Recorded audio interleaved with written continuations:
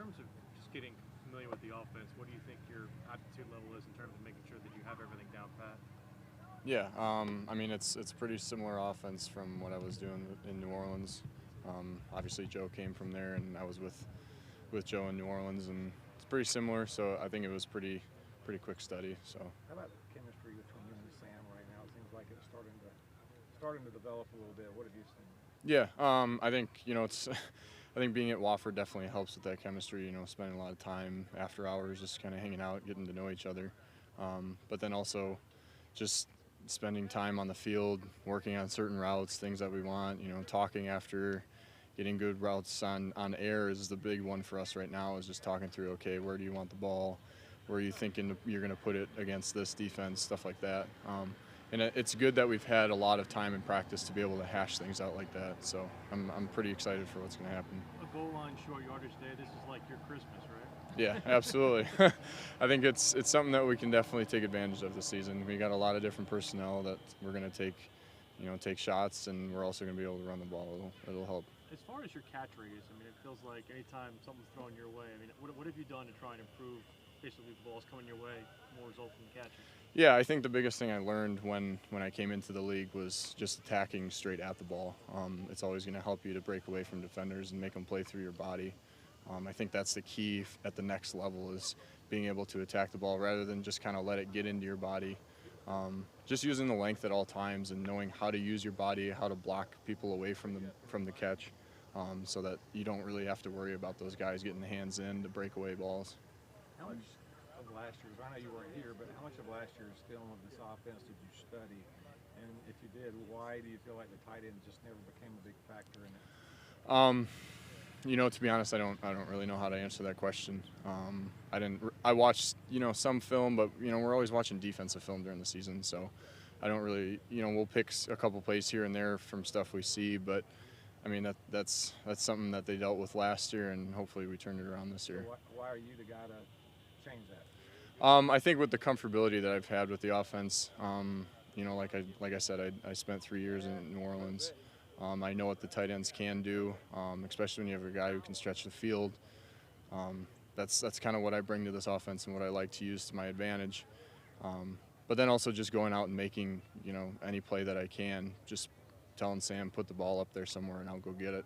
And that's kind of that other factor that you don't really throw into any equation sometimes. So just that's my play style. That's what I like to do, and that's what I like to bring to the offense. Dan, knowing the role that the tight end has in this offense, is that kind of part of what made you want to come to Carolina? Was that at all like a factor? Yeah, absolutely. I think when I talked to my agent when we were looking at signing here, I told him, hey, I know Joe. I'm very comfortable with him. I know what he's going to try and do. I know how he can work the tight ends in the offense, and I thought it was going to be a really, really good situation.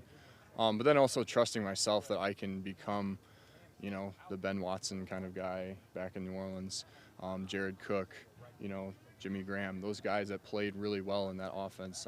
That's kind of the next step for me, and that's something that I want to push myself to be every single day. Yeah, and Matt just told us that you kind of told him that Larry Fitzgerald's someone who gave you some tips, and that.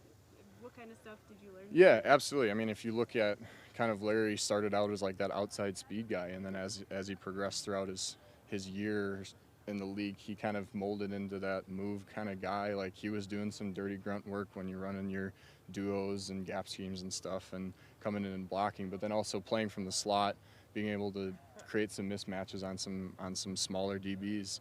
And Larry was just a really good inspiration for me of how best to carry through whenever you're down, and really just focus on playing the game and play it at the mental level that you want. I had a lot of talks with him last year and learned an absolute ton from him on just how to stay leveled, how to compete, and how to stay in the game no matter what's going on. That was kind of the biggest thing I took away with him. How would you rate yourself as a blocker? Blocker needs improvement, and that's all there is to it. I think each and every day I come in here and I need to get better, and that's something that I try to get better at no matter what. And I don't think whether I play one more year in the league or whether I play 10, it's something I'm gonna have to get better at every day. How much of that is just kind of a motivation to make sure that when you're on the field they don't think it's a pass and vice versa? Yeah, absolutely. I think I want to be the guy that can do it all, and that's where I see myself at. I think I would sell myself short if I I don't think that I'm not going to tell myself I don't have the ability to block somebody. And it's really comes down to grit, whether you have the attitude to do it. Technique is always going to be one of those things, but it's a mentality thing.